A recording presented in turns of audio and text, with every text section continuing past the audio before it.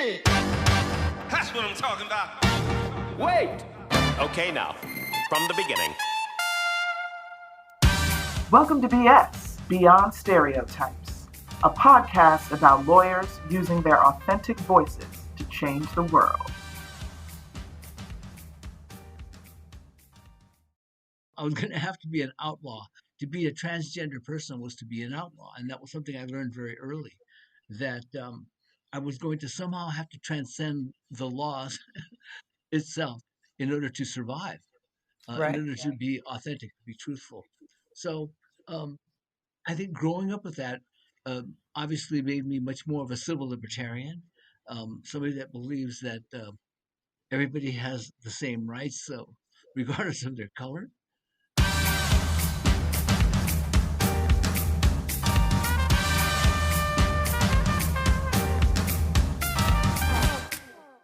Welcome to BS, Beyond Stereotypes. I'm your host, Merle Vaughn, and here with us to BS today is my friend Mia Yamamoto. Mia and I met through another organization. She was on a panel that I had, and I just knew from that moment forward, from meeting Mia, that we had to have her on BS, Beyond Stereotypes, because I found her story and her life and her passions fascinating, and have no doubt that you will as well. So welcome, Mia. Thank you for joining us. Thank you. I appreciate it. Mia Yamamoto is a transgender woman. Mia was born Michael Yamamoto in the Poston relocation camp in Arizona. You graduated from Cal State University with a BS in government. You then joined the Army, where you received several commendations, and then came back and attended UCLA's law school, after which you opened your own practice. You are a criminal lawyer and an activist for transgender and the LGBTQ community. Did I get all that right, Mia? Yeah, that's great. That's fine. Ah, awesome. So I'm really, really excited about talking to you, particularly now with everything that's going on, in the world, in the United States. Last week we got the verdict in the George Floyd case. I just wanted to start there because you're a criminal lawyer, and get your take on George Floyd and that trial, and just find out how you were struck by all of that. Well, getting to watch the the trial itself was actually televised, which they do with important cases nowadays, and it struck me that everybody involved, including all of the world, had to kind of go through the trauma again. Those witnesses um, had had seen something and experienced something that was indelibly damaging and hurtful, and they were having to go through it again on the witness stand. And it's just the nature of this wrenching moment, and that finally a white police officer is convicted of killing a black man, something that unfortunately happens all too often and is not captured on videotape. The only reaction I had, honestly, was that I was so happy that this girl had videotaped this, because Right. it's always a matter of people who actually give you something like that, which is, a videotape is very powerful evidence, and it probably turned the tide with respect to that case. And I kind of looked at it that way. I thought it was just like a small, almost accidental thing that happened, that she happened to be coming by. That one Right. case out of hundreds, maybe thousands of other injustices, stark injustices that were being in the process of being covered up, literally, had it not been for that videotape. So I guess that's what went through my mind. But I'm the type of person, I felt sorry for everybody. I mean, I felt sorry for the judge. I mean, everybody's going through that. And I'm a criminal defense attorney. And that poor defense attorney had to try to ward off all that evidence. That he could even find that one criminalist that was willing to Right. say that. Watching it all play out like that so graphically on television allows me to believe that technology will be our friend going forward. That there will be more tapes and then more truth, sort of infused with all everything else. I don't know. So let me ask you this. Do you see this as really being some kind of precedent for the future in a good way, or do you think this is just going to be a one-off? It's got to be good if the truth is revealed through a process that we rely upon, that we want to trust. Um, Anytime something happens that where the outcome is popularly accepted, is something that is invariably what is necessary and helpful to the continuation and the preservation of a judicial system.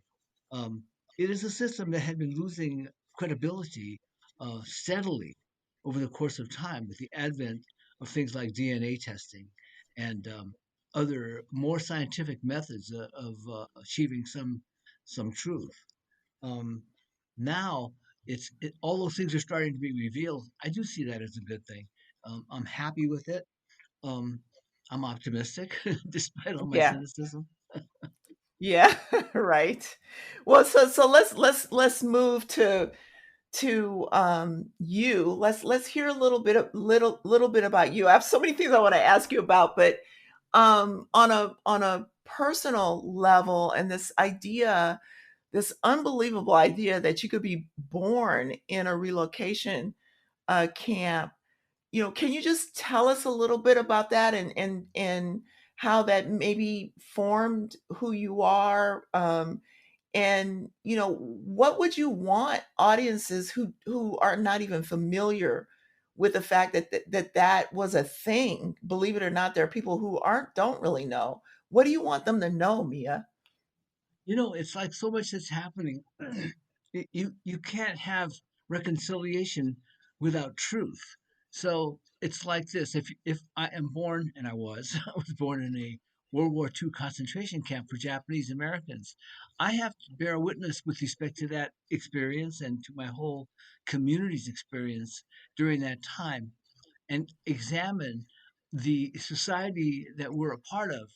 Uh, what what was wrong with that society that allowed something like that to happen? And for me, at least, it has actually, I think, defined the arc of my own life.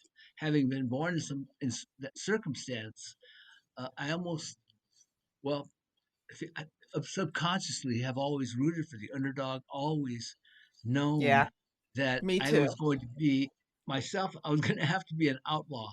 To be a transgender person was to be an outlaw. And that was something I learned very early, that I was going to somehow have to transcend the laws itself in order to survive, in Right. order to be authentic, to be truthful.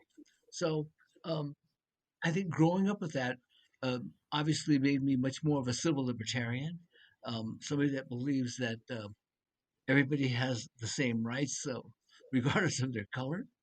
Um, those kinds of things don't occur to people in a society that really is overseen and overlaid with certain presumptions about white supremacy.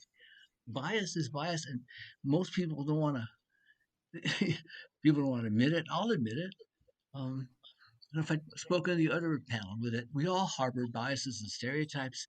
We are hyper aware of them nowadays because we need to Right. be in order to keep from hurting other people around us, especially doing it stupidly or ignorantly. Um, so we highlight these things in order to make all of our connections and our relationships, all our communication better. That's it in a nutshell to me. I mean, that's the reason why all of this that we're talking about.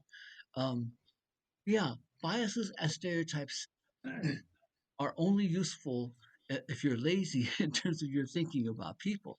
Because when you Right. encounter individuals, you can't rely upon those things to to to get you through your encounter. Let me just put it to you that way. You got to start with something a lot more empathetic and hopefully open. Um, Right. And empathy is key, right? Empathy oh, is something that, like you said earlier, that you've always, rooted for the underdog. I have too. And I think that if you've been bullied, I have to imagine that you had your fair share of yeah, bullying. I certainly had my fair share of that's bullying true. growing up, as a Hmm. really smart person in Compton. Hmm. And it's those kind of experiences that hopefully shape us into wanting to help other people transcend all of that. And that brings me to, this other issue that I'm imagining, has been close to your heart, and that's the Asian hate that's been going on. I mean, and it's not that this is new. Obviously, you were born in a concentration camp, um, but this the travesties and that have occurred, post George Floyd, and in the last few months. What are we going to do about this, Mia?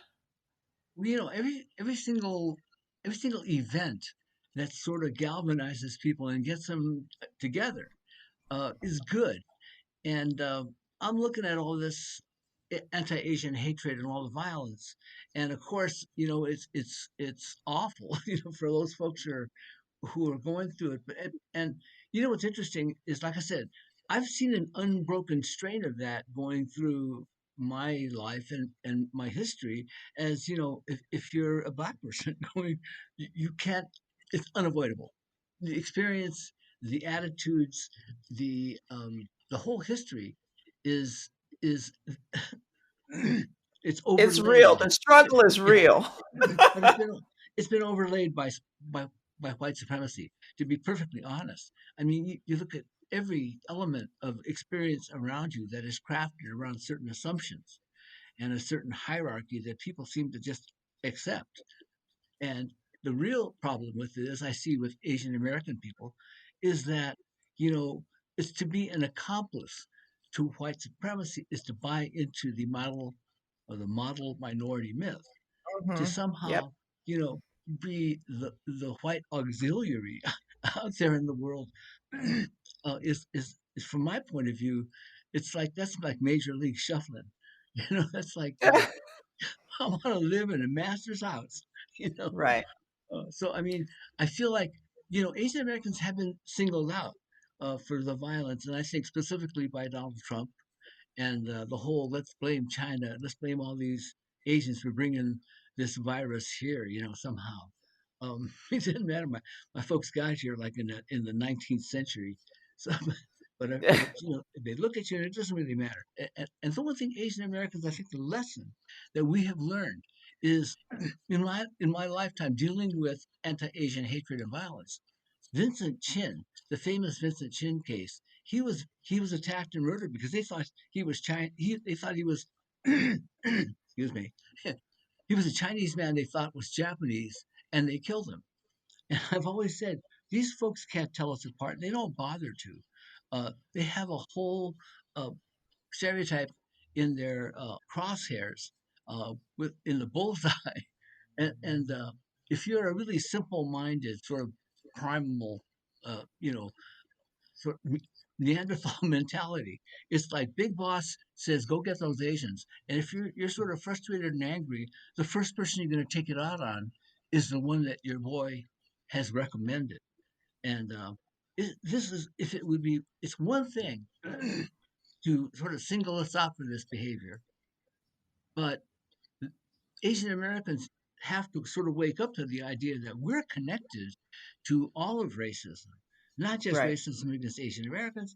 There's a whole thing about black and brown people that, whether or not you want to believe it, is something that we're a part of it, want to recognize it or not.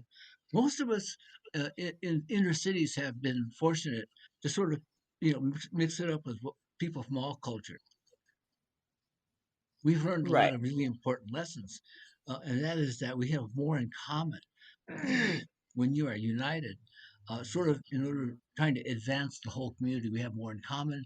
When we are being targeted, it is a wake up to this commonality that this is just the latest.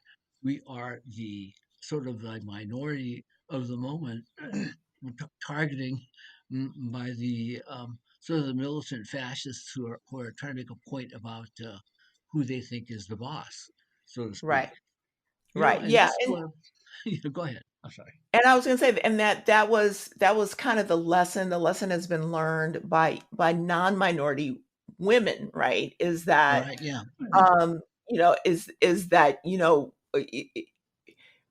you really non-minority women have been able to take advantage of the diversity card, right? Mhm. And advance because of that. And I don't have a problem with it, No. because No, it's like sure. anything that can help advance the idea to quote unquote make people feel comfortable, Mhm. is not a bad thing. But I think that what has happened is everybody who's different, and you're different if you're not a straight white man, right? Oh, Everybody yeah. who is different has something in common, and it really does behoove us to work together. And the thing about it is, and it's been said elsewhere, that our diversity is actually our strength, and I think we've seen it. You know, I think what's the new thing for some of these folks who are on the other side of this, that that we are in a diverse society, we can make it work. We've been making it work.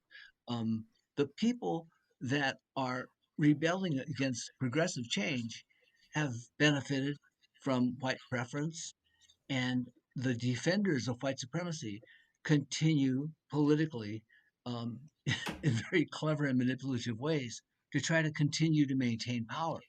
um, I think that there's a large issue that we're talking about here, and that you're right about women being sort of white women are second, you know, Right. after the white men. They would reap the benefit of a movement that, let's face it, all of us are a part of and benefited from the movement for Black liberation, which was the civil rights movement, and it ultimately was a rebellion against white supremacy.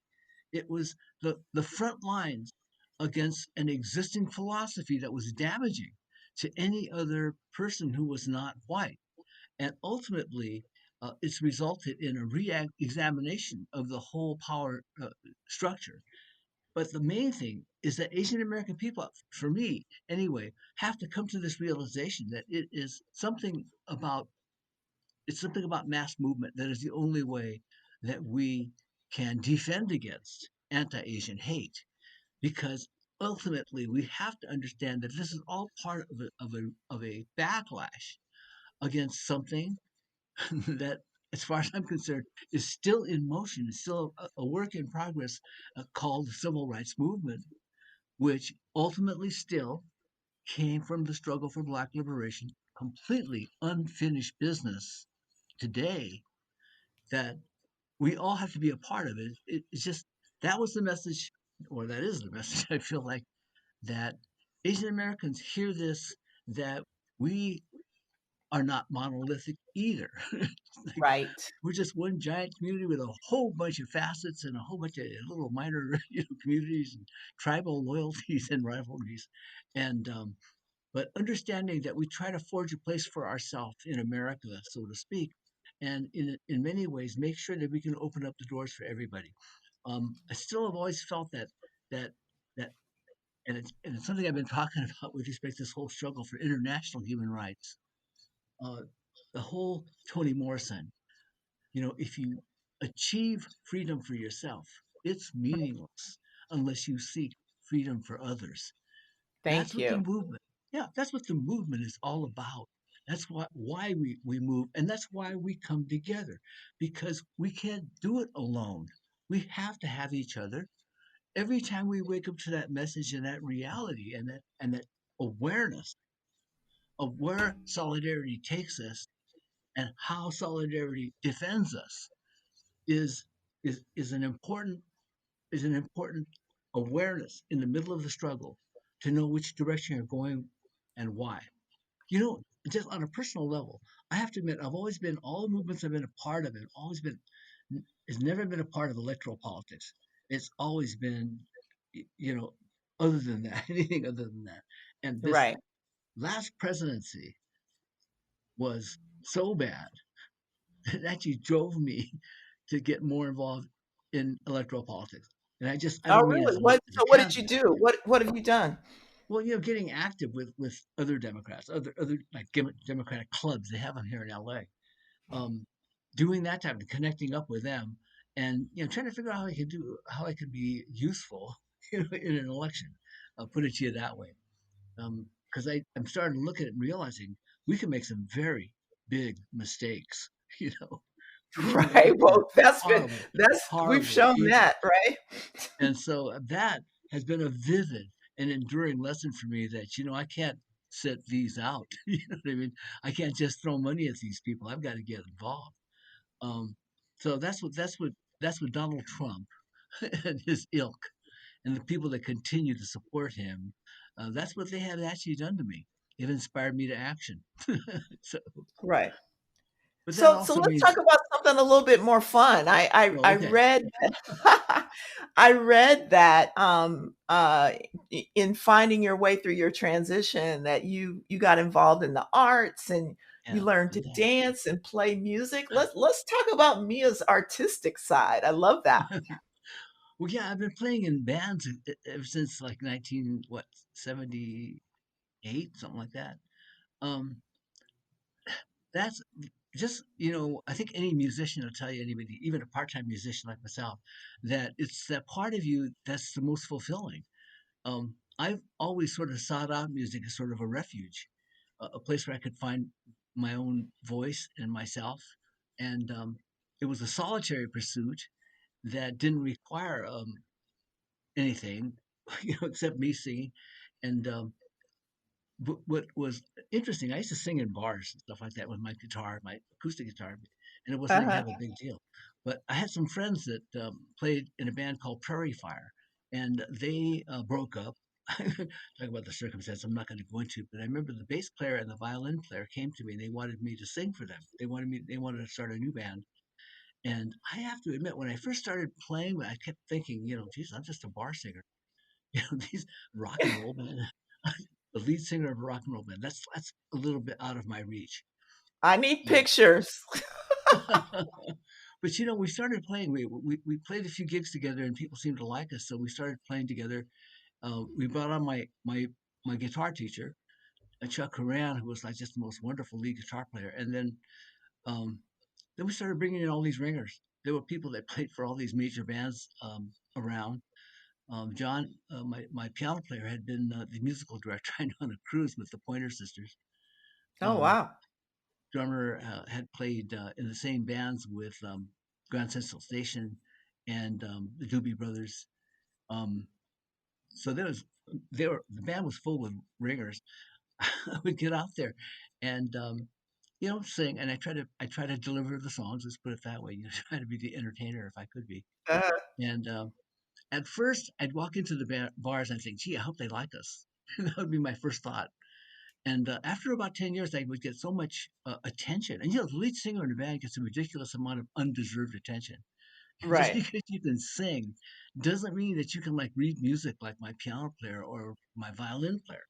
There's like virtuosos I'm surrounded by, and people want to walk up and say, "Can I have your autograph?" Thinking, "Oh my God." But I have to admit though, the experience is something I just remember thinking about that the other day, that I wish everybody could actually experience that. You go into a place and everybody's, here's your music, they jump up, they start dancing, and the whole place just, loves you. Because I remember I've had to describe the experience. That, first you're worried about whether they're going to like you, whether they're going to boo you off the stage. Um, and then after 10 years, I'd walk into a place and I think pretty soon you're all going to be smiling. And then after that, very soon you're all going to be dancing. And by the end of the evening, you're going to want to take me home with you. I love it. I love it. Well, what's interesting is that, and I don't know if it's just the people whom I have a connection to or what, but of the probably you may be number 12 interview, I think at least half of the people, the lawyers that I've interviewed for this podcast have been musicians. I've had, a rapper, the GC of the Golden State Warriors is a rapper. I Wow, just yeah. talked to the GC of the a woman, young woman who's the GC of an NFL football team. She's a bar singer. Um, the former GC of Starbucks has the Paula Boggs band. I mean, I could just go on and on. And do you have any? Because lawyers are known as being not being creative people, but I'm starting to A see a lot of them trend are. Yeah. that that's I think not the case. I think a lot of them are. I think they have to do the left brain, right brain thing, in order to kind of find some balance, though, too. It just the the law can be so black and white. I mean, in terms of your approach to it, in terms of preparation. Um, so I think what I think music though is consistent with sort of the problem solving element of law, where you're trying to find patterns and ways of looking at things that provide it with a perspective that's beneficial to your side, your set of facts, and your client. So the music, for me, I've had to after like 30 something years on the streets with bands, I had to memorize the songs because I can't deliver them if I don't have them completely memorized so I can sell that song. Right. Um, it's I don't have a good enough voice, in my opinion, in order to just dazzle them. Like, I always say I'm no Marvin Gaye. There was only one. That dude could stand there and sing and just drop everybody to their knees. He was the baddest dude alive. So I had to know the lyrics perfectly and the music and everything, the chords. I've got to get that down perfectly, or else I can't perform it. I can't deliver it. I can't bring the joyful element of that song to the audience. I think I think it's got the same thing as when I have to get out and make a speech or something, because there is an element of performance art in all of it.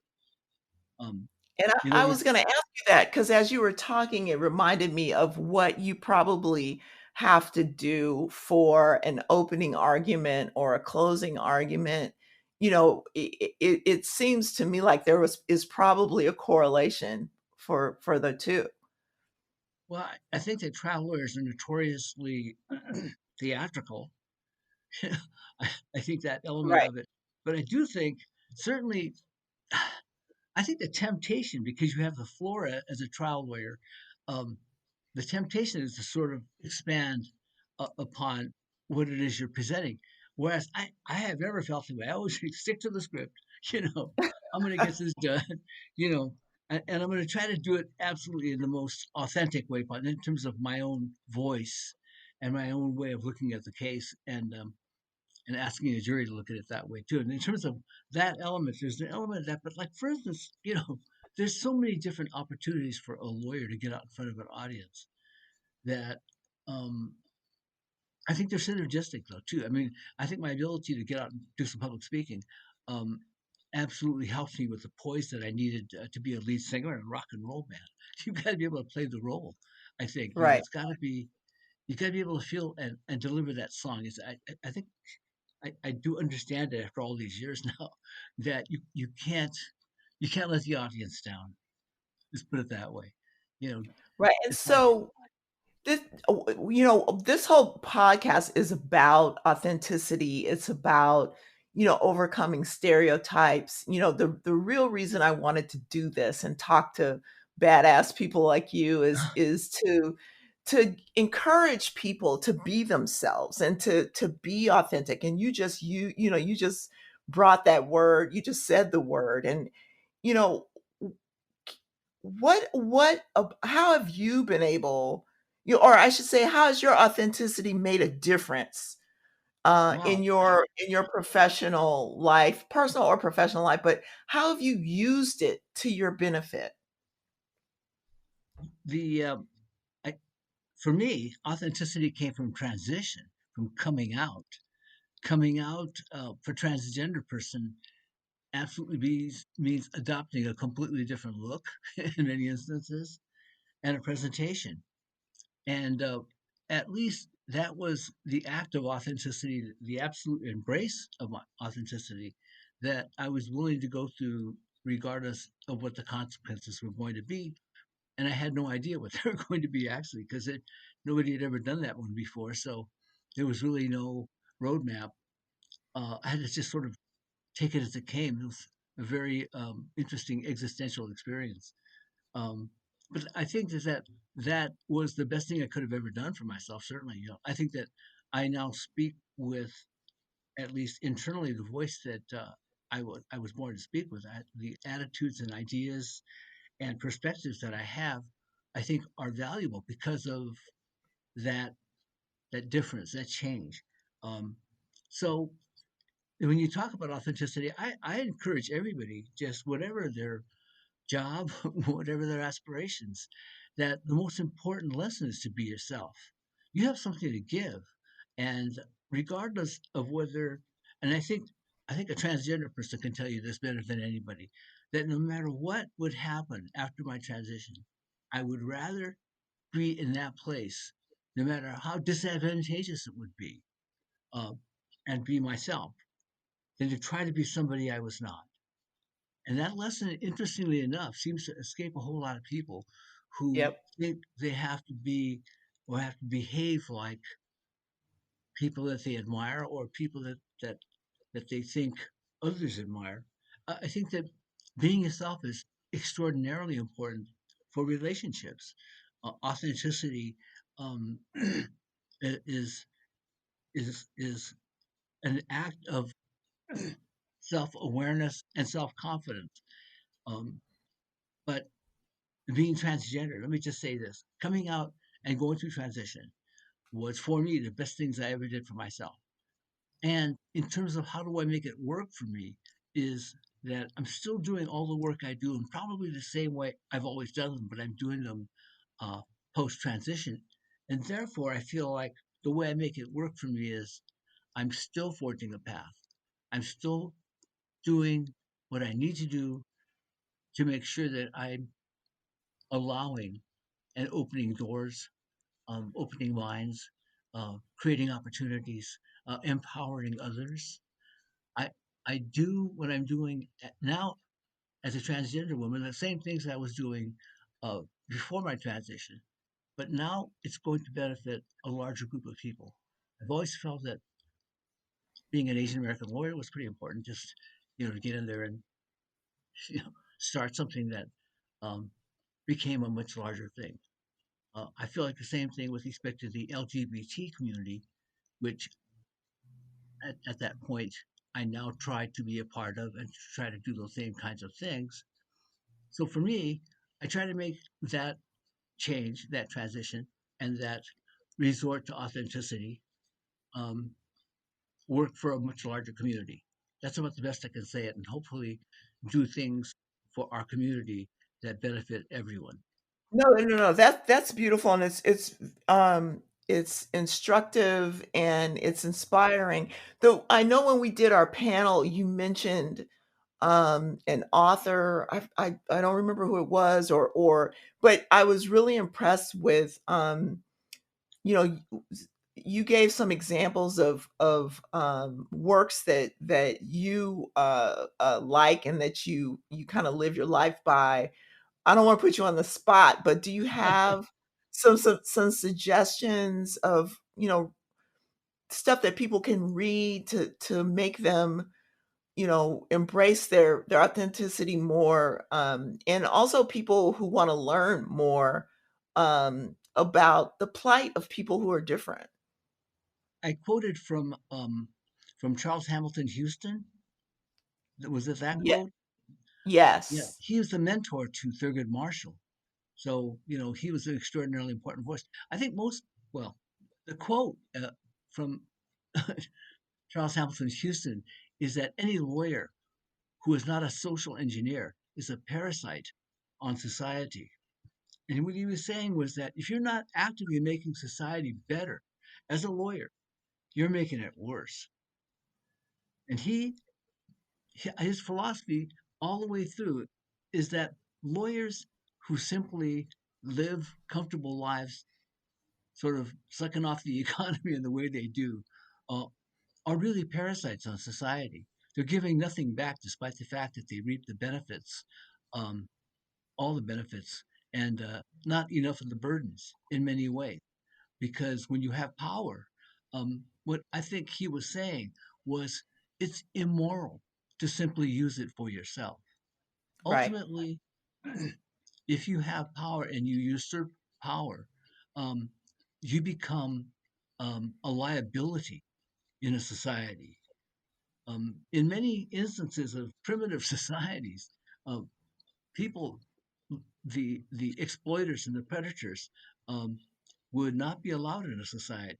And in ancient societies, they'd be put to death because they were a threat to the survival and the safety of the tribe.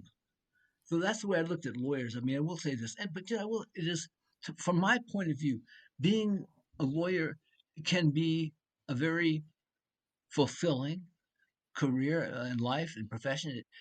It seems to me that if you're called to something higher than simply serving yourself, then you're absolutely in a place where you can do some good. What we do is about service. We are serving others, um, and the Gandhi quote, which I often use, I kind of like to rip off Gandhi, is that if you seek, if you seek to find yourself, lose yourself in service to others. That has been a saying that has stuck with me for a long time, and he's right. The better you get at serving others, at being really good and helping other people, um, is an aspiration, um, of for any lawyer. It could be the highest aspiration. For me, I've always believed that service to the poor was the highest possible calling.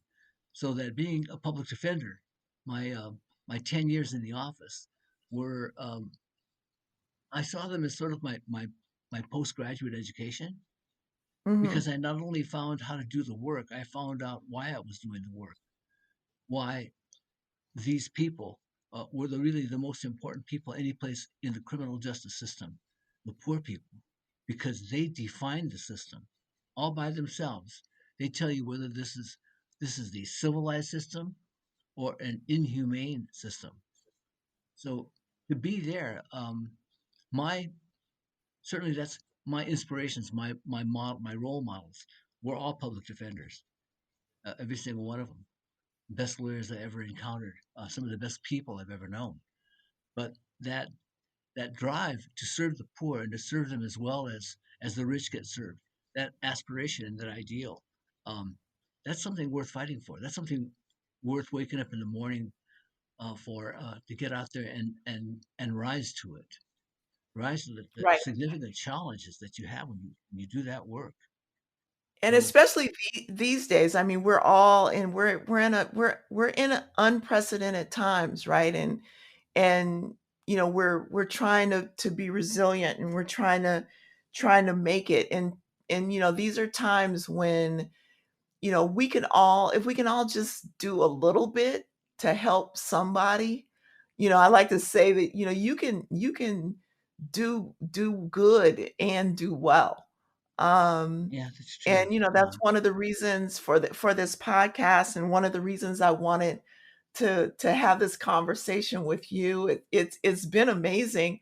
I'm going to give you, an opportunity. Is there anything else you want to leave our audience with, to encourage them to get beyond stereotypes and embrace their authenticity? Well, yeah, I think I want to take off from what you just said. About doing something kind for somebody who can't do anything for you. I've heard people say that your day is not complete until you do some kind thing to someone who can't do anything for you in return. And that is something that we lawyers are given, this gift of a license, and we can do some good.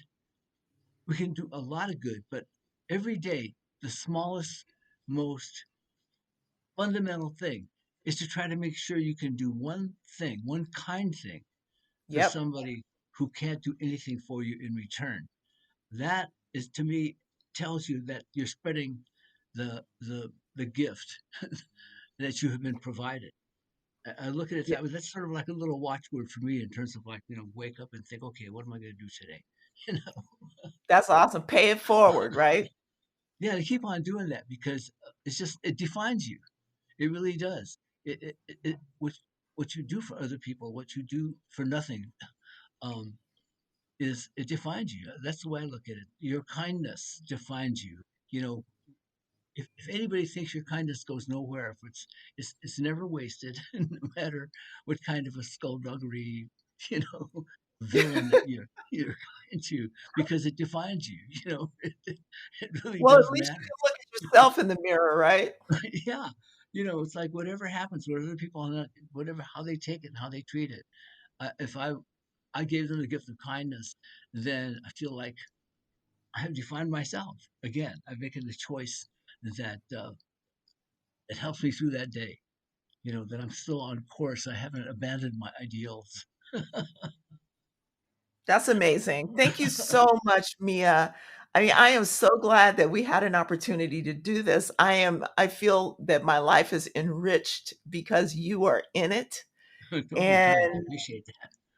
I just want to say thank you to being here to BS with me today. Yeah, I like And the name. and thanks to everyone for listening. And until the next episode, remember that everybody is different and different is good. Hit it! That's what I'm talking about. Wait! Okay, now, from the beginning. We hope you enjoyed the stories shared in today's episode of BS, Beyond Stereotypes. Join us next time when another authentic personality unleashes their uniqueness on the world.